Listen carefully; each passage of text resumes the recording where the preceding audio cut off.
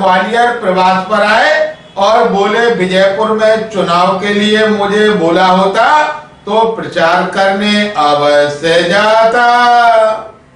विजयपुर उपचुनाव में वन मंत्री रामनिवास रावत की हार पर केंद्रीय मंत्री ज्योतिरादित्य सिंधिया बोले हमें चिंतन करना होगा। यह हार चिंता की बात है। यदि मुझसे वहां प्रचार का कहा होता तो मैं प्रचार करने जरूर जाता। मैं जनता का सेवक हूँ। शुक्रवार रात को 4 दिवसीय प्रवास पर ग्वालियर आए केंद्रीय मंत्री ज्योतिरादित्य सिंधिया ने रेलवे स्टेशन पर मीडिया से चर्चा की।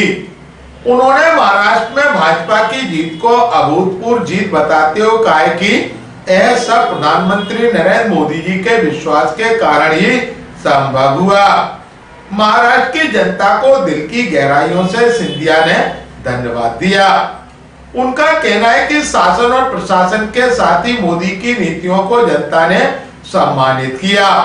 80% सीटें किसी भी गठबंधन को नहीं मिली है, जो इस बार महायुति गठबंधन को महाराष्ट्र में मिली।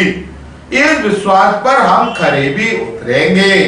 चुनाव में हार के बाद विपक्ष का ईवीएम इलेक्ट्रॉनिक वोटिंग मशीन पर दोष मढ़ने पर केंद्रीय मंत्री ज्योतिरादित्य सिंधिया ने कहा है कि जीतो तो ठीक, ना जीतो तो किसी और के ऊपर मटका फोड़ दो। यह कब तक चलता रहेगा? उनका कहना है कि जो लोग अपने आप को पहचानते नहीं हैं, जो लोग अपनी कमियों को देखना नहीं चाहते, उन्हें कौन मदद कर सकता है। ग्वालियर चंबल अंचल की रेल लाइन को लेकर उन्होंने कहा कि लाइन का सर्वे चल रहा है।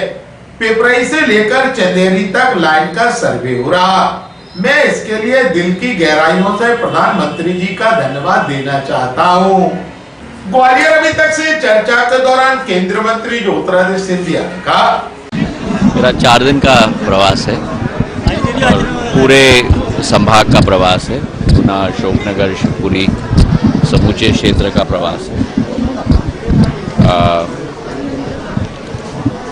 जो अभूतपूर्व जीत प्रधानमंत्री जी के विश्वास में, पहले हरियाणा की जनता, अब महाराष्ट्र की जनता ने भारतीय जनता पार्टी का परचम, प्रधानमंत्री जी का परचम, विश्वास का परचम लहराया। महाराष्ट्र की जनता को दिल के गहराइयों से भारतीय जनता पार्टी के कार्यकर्ता होने के नाते मैं धन्यवाद अर्पित करता हूँ। और वही जो विश्वास महाराष्ट्र की जनता ने जताया है हमारे शासन के प्रति, प्रधानमंत्री जी के नेतृत्व के प्रति, उस पर पूरी तरह से हम लोग खड़े उतरेंगे।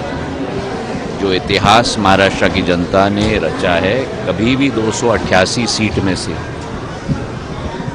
80% सीट कभी भी किसी गठबंधन को नहीं मिली है, जो इस बार महायुति गठबंधन को मिली। और उस विश्वास पर हम लोग खड़े उतरेंगे। इस बात का संकल्प लेकर हम लोग आगे चलते हैं। जीतो तो ठीक, न जीतो तो किसी के ऊपर, किसी और के सिर पर मटका फोड़ो। ये कब तक चलता रहेगा? जो लोग अपने आप को पहचान नहीं चाहते, जो लोग अपनी खामियां को देखना नहीं चाहते, उन्हें कौन मदद कर सकता है? बहुत बड़ी नहीं, अभी सौगात नहीं, अभी सर्वे चल रही है। मेरी आदत है कि मैं स्पष्ट बोलता हूँ। बहुत बड़ी एक मांग थी पिपरई और चंदेरी के बीच में ललितपुर तक रेलवे लाइन की। मैं दिल के गहराइयों से प्रधानमंत्री जी को और रेल मंत्री अश्विनी वैष्णव जी को धन्यवाद अर्पित करना चाहता हूं कि उन्होंने सर्वे की स्वीकृति दी है। और सर्वे के बाद जो निष्कर्ष निकलेगा उस पर हम लोग कार्य करेंगे। पर ये क्षेत्र के लिए बहुत बड़ी सौगात है, जो पिछले 50 वर्षों से यह मांग उठ रही थी। आज उस मांग को पूरी करने की शुरुआत का एक तारतम्य शुरू हुआ है। तो सर्वे के लिए अब हम लोगों को इंतज़ार करना है। देखिए, विपक्ष की यही बात है कि प्रजातंत्र को नष्ट करना चाहते हैं।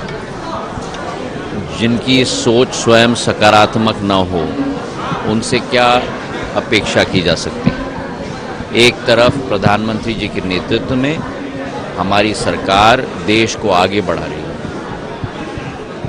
अभी मैं यूरोप से भी होके हुए आ रहा हूँ, जहाँ जर्मनी के लोग, बाकी देशों के लोग प्रधानमंत्री जी की नेतृत्व की प्रशंसा चारों ओर विश्व में की जा रही है।